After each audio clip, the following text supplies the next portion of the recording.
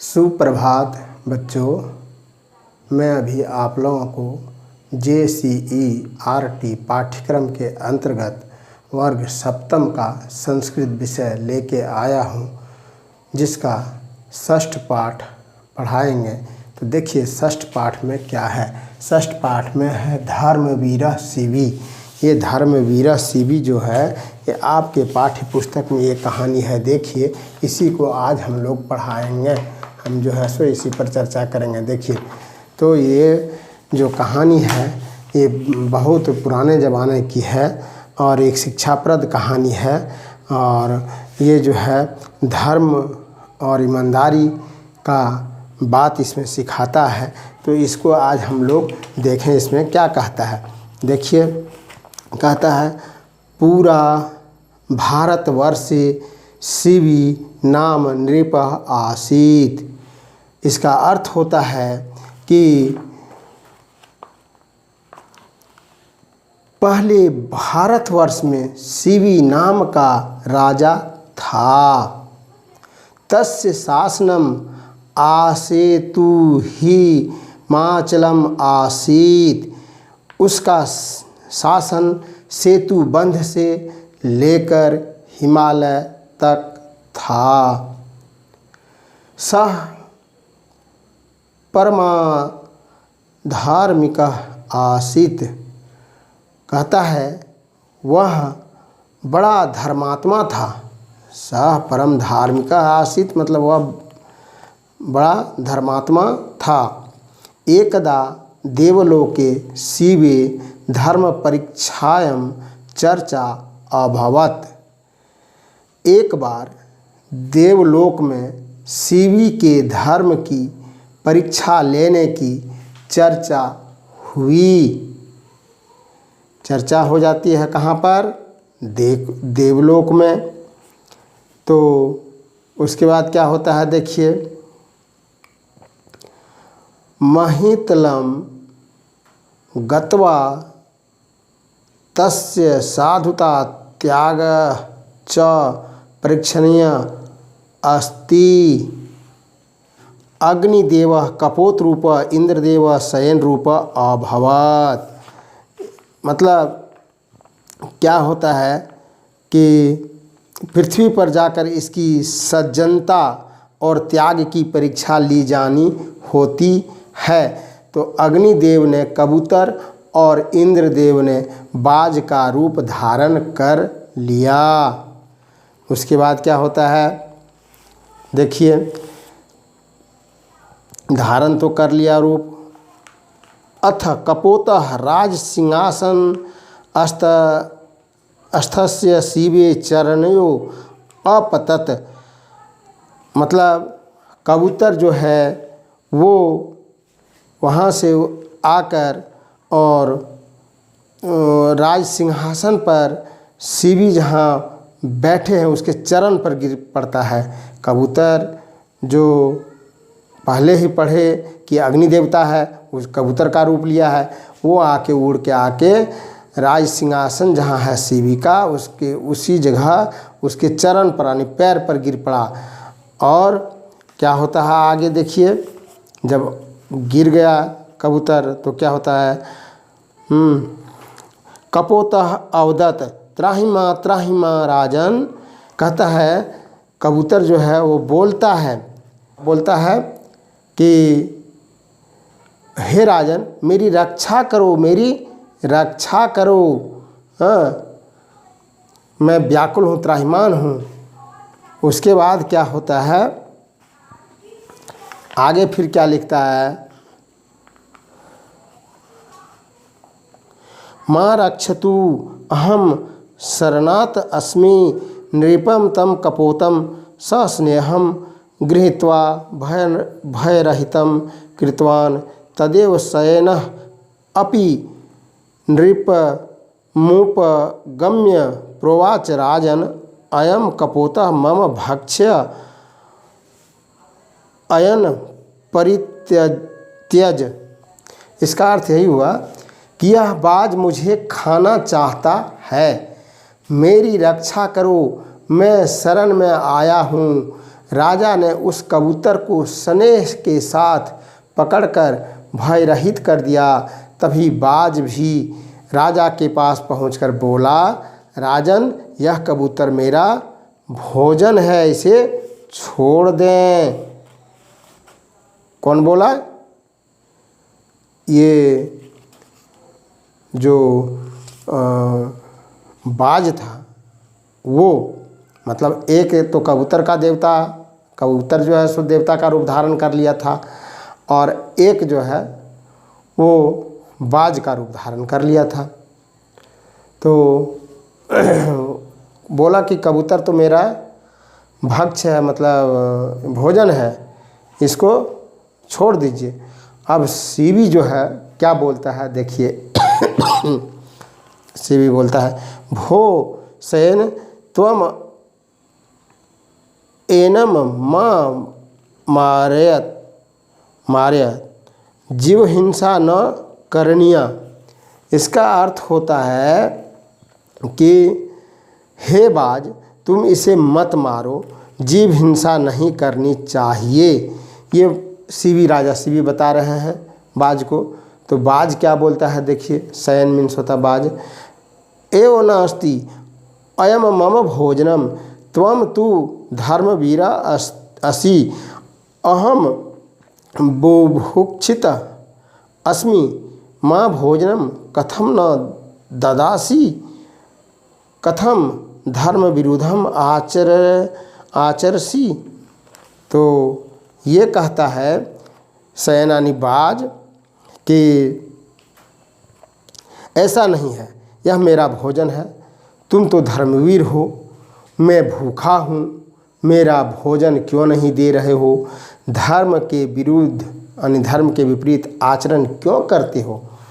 तो सीबी बोलते हैं, राज्ञा परमो धर्म तु शरणागत रक्षम एव भवति अतः तुभ्यम एनम कपोतम न दास्यामि त्वम एतकृते यथेच्छम वस्तु याच। तो सीबी बोलता है कि राजाओं का सबसे बड़ा धर्म तो शरण में आए हुए की रक्षा करना ही होता है।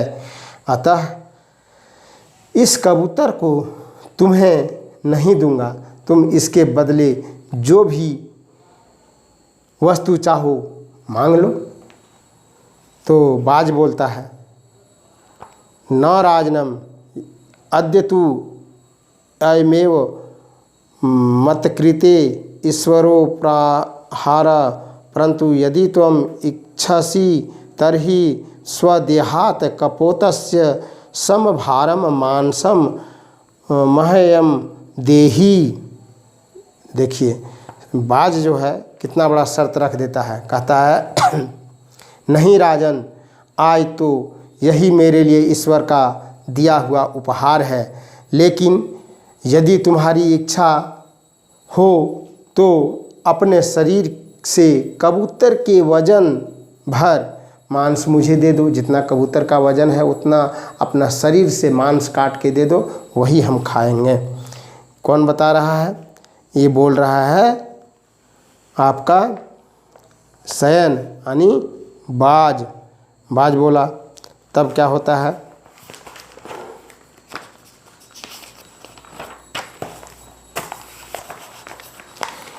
तो सीबी बोलता है, इयम तु उचितम अस्ति, ये तो ही धनानि जीवितम चेव परमार्थे प्राज्ञा उत्सर्जेत सनिमितेश्वरम त्यागो विनाशे नियते सती। तो इसका अर्थ जो है इस श्लोक का, वो अर्थ ये होता है कि सीबी बोलता है कि यह तो उचित है क्योंकि बुद्धिमान, कहता है यह तो उचित है क्योंकि बुद्धिमान जो है व्यक्ति को अपना धन और जीवन दूसरों की सहायता में लगाना चाहिए। यदि विनाश निश्चित है तो अच्छे उद्देश्य में त्याग करना श्रेष्ठ है।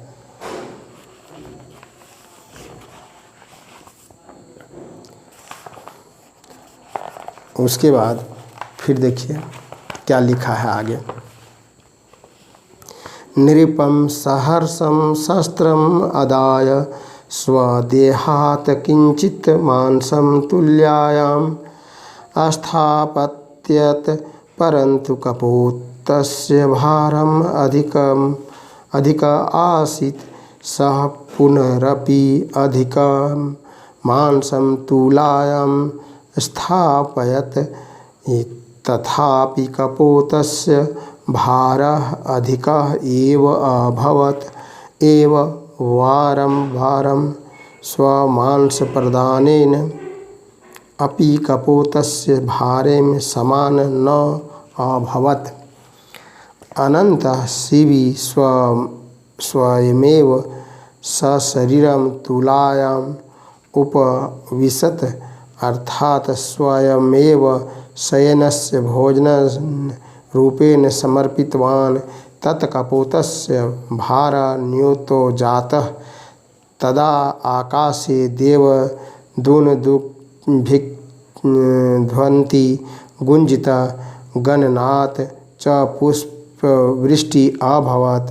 शयनरूपधारी इन्द्रः कपोतरूपधारी अग्निश्च निजरूपं प्रकटितवन्तो इन्द्र अभवत्। धन्योऽसि त्वं शिवे वस्तुतः त्वं दानवीरः धर्मवीरः सत्यव्रती चासि। तव शरीरं पूर्वापेक्षया सुन्दरतरं भवेत् इति मम आशीर्वादः।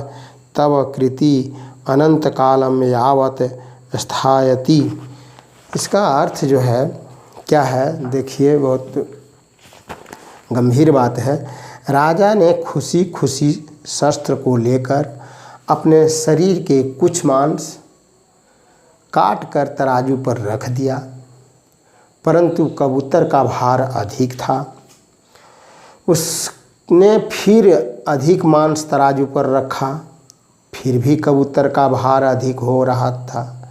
इस प्रकार बार बार अपना मांस देने पर भी कबूतर का वजन बराबर नहीं हुआ। अंत में शिवी स्वयं ही स्वशरीर तराजू में बैठ गए, अर्थात स्वयं को ही बाज के भोजन के रूप में सौंप दिया। तब कबूतर का वजन कम हुआ। तब आकाश में देवलोक की दुदुम्भी जो है कि आवाज़ गूंज उठी और आकाश से फूलों की वर्षा हुई।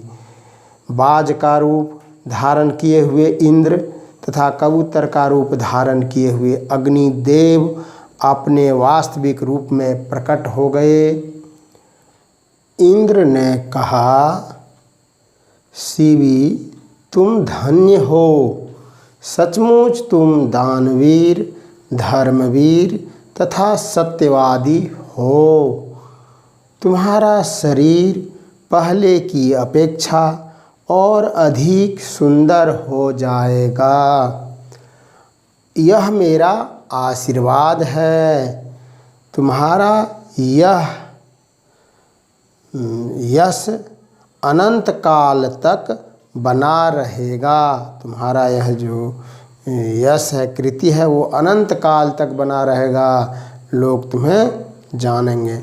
यही इस कहानी का अर्थ था। बच्चों, इसको आप लोग पढ़ते रहें और समझें, जानें कि हमारे भारत में किस तरह धर्मात्मा और सत्यवादी राजा हुआ करते थे।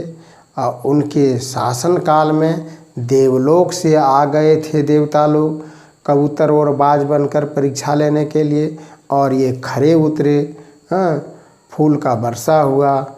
लोग जानने लगे कि सत्य में भारत में जो राजा है वो सत्यवादी और ईमानदार होते हैं। ये हमारे कथा कहानी में लिखा हुआ है, ऐसा हुआ होगा। तो इस तरह आप लोग भी बने सत्यवादी धर्मनिष्ठ, है ना। इस कहानी को पढ़ें और इसके अनुसार आप लोग काम करें, अनुसरण करें। फिर अगला क्लास में मिलेंगे। जय हिंद।